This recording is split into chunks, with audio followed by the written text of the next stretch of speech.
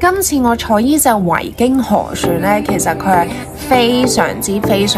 別，係我自己都未體驗過咁樣嘅一個旅遊 trip 啊！就係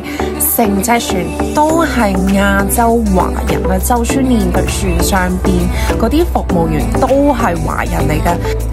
12月應夏節梗係去歐洲玩啦，今次呢我就揀咗去聖誕市集嘅發源地歐洲，仲要行歐洲最靚嘅歷史長河萊茵河，由瑞士巴蘇途經法國邊境之後，穿過德國領土，最尾荷蘭落船。上集就有帶大家睇咗沿途嘅風景啦，講返呢隻河船嘅體驗，絕對係未試過咁另類嘅體驗啊，簡直可以用中西合璧嚟形容。講明先啦，真係未必個個鍾意，但係有興趣咧就繼續睇落去啦。首先介紹下乜嘢係河船先，因為好多人都對呢個旅遊體驗比較陌生啲，淨係睇個船身嘅大細，大家都會一個問號，究竟咁細隻船係點樣玩法？河船因為行嘅河道限細，所以佢嘅船身比起海洋郵輪係細好幾十倍，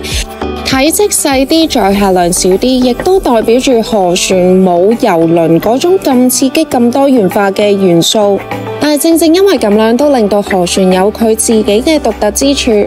例如果平時去探索一啲歐洲小鎮啊，其實要轉好多程火車同埋酒店，長途跋涉，但係河船就可以減省咗你好多功夫，一覺瞓醒就去到另一個地方，甚至乎有時候一日可以去到2個港口參觀。另外，河船可以去到一啲大型郵輪停泊唔到嘅歐洲小鎮，仲要佢可以停到喺市中心附近。例如今次我嘅旅程喺科隆同埋阿姆斯特丹，一落船行幾步路就去到市中心，好快速咁就可以到達咗個景點同埋目的地。河船載客量其實大概100去到200位左右嘅啫，變相服務係會更加貼心，服務員會記得你嘅名，中意飲咩酒，同埋有啲咩餐飲要求，而且少啲人，代表個廚房更多靈活嘅空間，例如可以舉辦一啲主題嘅晚宴，煮下當地一啲特色小菜，或者甚至乎你有啲咩特別嘅餐食想要嘅主廚煮都可以安排到。之前是上海客人就是比較想要的就是素雞麵啊這些東西，靠譜啦，好像靠譜今年我們之前也是沒有，像今年我們也找到了當地的食材。玩河船其實主要就體驗佢嘅浪漫景點，因為如果你坐過大型嘅郵輪就知道啦，好多時候都會有1-2日試俾你多啲時間去體驗海洋郵輪上面嘅設施。相反坐河船基本上每一日都會落岸，一嚟因為佢係行內河，點對點嘅距離比較短啲，而且佢會夜晚嘅時候開航，日頭到達一個目的地去岸上觀光，晏晝有啲自由時間去 shopping， 甚至乎晏晝會再開船去第2個地方繼續岸上觀光。呢個亦都係其中一個原因，點解河船上面係唔需要咁多設施，甚至乎有啲人會因為咁樣寧願揀最抵玩嘅海景房住，因為好多時候你都係喺岸上觀光緊。不過今次因為我要影相靚啲，所以我就揀咗住露台房啦。帶你參觀下我間房先。呢間房大概200尺度，入面嘅衣物櫃空間係非常之充足，應該可以放到2個大篋。房間入面會提供第一次免費 mini fridge 嘅飲品服務，之後 refill 就要額外收費。今日參觀維京河船其中一間小型套房，呢個套房大概275尺，會有你哋獨立嘅客廳，而且房間空間感會更加寬敞。特別要讚下佢嘅洗手間嘅地板係暖熱㗎，其他房種嘅廁所都一樣有咁嘅設施，最啱冬天嚟嘅，夜晚去廁所都唔會覺得好辛苦。其實計埋今次我已經係第3次坐河船㗎啦，咁而每次都試過唔同嘅品牌，除咗風格係有少少唔同之外，設施基本上都係大同小異，有1至到2間餐廳，一個酒吧或者係休息區，同埋甲板上一啲基本嘅活動區。而今次我坐嘅維京河船行嘅係北歐風格，咁我自己都好鍾意佢用嘅色調啦，用淺木色同埋米色做設計，令到你行入去隻船其實好舒服好溫暖。今次呢個旅程啦，非常之幸運啊，就係可以見到維京郵輪嘅老闆，咁佢今次就同我哋分享對華人未來市場份額嘅正面憧憬。而佢哋嘅優勢呢，就係維京郵輪品牌旗下有成差唔多80隻河船，所以佢可以特別將一兩隻嘅船呢設計到針對唔同市場而做，好似今次咁樣啦。呢隻河船呢，其實係針對華人市場，咁所以呢，船上邊嘅服務員啊、餐飲或者整體嘅體驗都係用中文為主，絕對係河船界帶頭去做呢件事。講明先啦，頭幾日呢，我真係好唔習慣船上面嘅 cruise stop 係要用 WeChat 嘅小程式睇，所有菜單呢都係中文為主，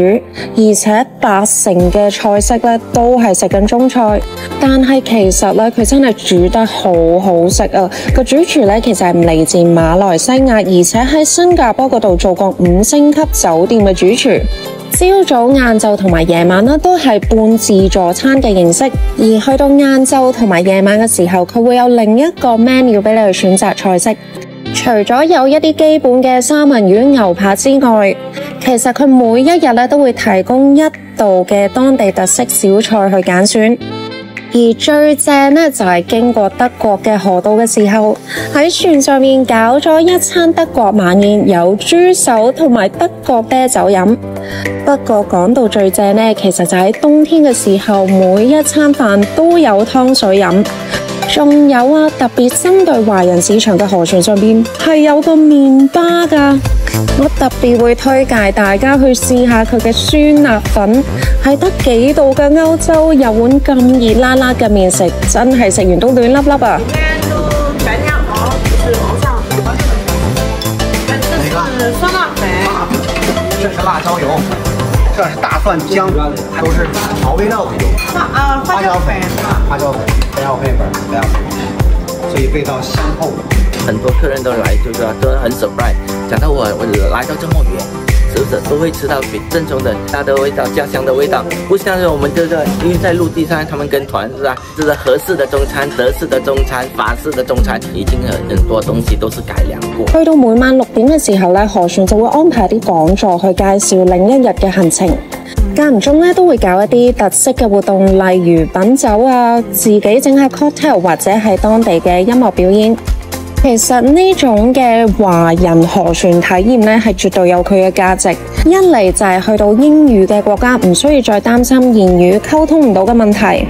船上邊會有嚟自唔同華人地區嘅中文服務員，例如新加坡啊、馬來西亞或者係中國，亦都係啦。其實帶埋上一代嚟，佢哋嘅照顧服務呢係非常之周到。落機嘅時候已經有人接送，而且會用中文去講解成個行程，同埋有啲咩要注意嘅地方。絕對係有一班嘅受眾群呢係好需要呢類型嘅服務。整體嚟講呢，其實維京品牌佢出名呢就係佢嘅服務質素，同埋行程上面呢可以帶到俾你好多文化嘅體驗。咁如果你睇完我條影片啦，中意佢呢隻河船嘅北歐風格設計，或者甚至乎對嘅航線有興趣，但係想用翻英語為主呢，其實可以揀選佢嘅國際線路。到時候呢，客人呢就會係嚟自唔同嘅國家，而且服務員呢都係英文為主。我自己呢就好中意坐河船㗎，因為河船呢其實佢係採取咗一個全包式嘅服務收費，3餐酒水、WiFi 岸上觀光活動，其實都包咗喺你嘅船費入邊。講真啦，大概2-3千蚊起呢，其實就可以享受到5星級嘅旅遊體驗，所以性價比係非常之高㗎。而且如果你係中意一啲歷史文化，中意多啲時間去探索，其實河船係非常之適合你。河船呢，其實有時係會留喺一個港口度，去到夜晚，咁你日頭裝完 tour 之後，晏晝就自由活動俾你深度探索。仲要停喺個市中心附近，非常之方便快捷。一連2集嘅河船旅遊體驗就介紹去到呢度啦。唔知你哋對呢種嘅體驗又有啲咩諗法呢？歡迎留言話俾我知。記得睇埋我上一集分享咗我聖誕市集航線嘅旅程。多謝你哋嘅支持，下集再見。